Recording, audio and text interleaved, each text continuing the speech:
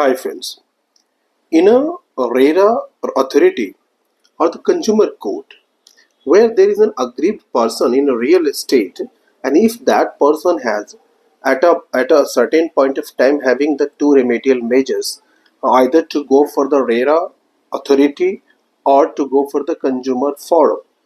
And now in this case, if there is a two remedial measures concurrently available, then if you have elected the one remedial measure, then at a later stage or the subsequently or simultaneously cannot for the same cause of action invoke the other.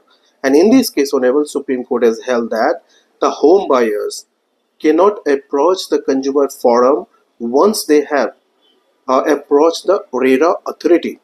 And the case title is that the Messrs. Kabra Associate and others versus the Rekha, Rajkumar, Homedev and others.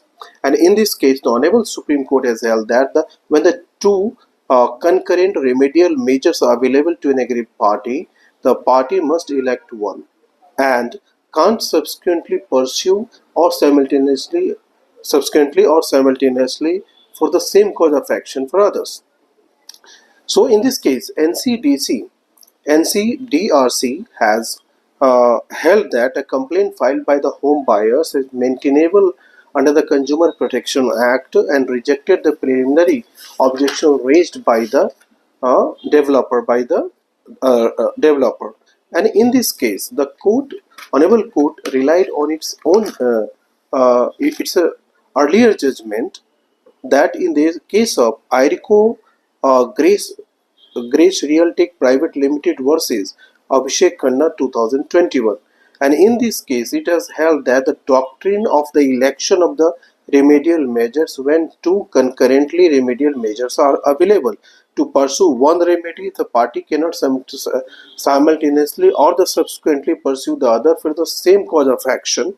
And applying for the same principle on that, the court held that the complainant could not maintain a complaint before the consumer court and having elected to proceed under the RERA Act. And the court also observed that the developer cannot rely on its lack of registration of the project as a ground to deny the relief before the RERA authority if the proceedings were pursued there.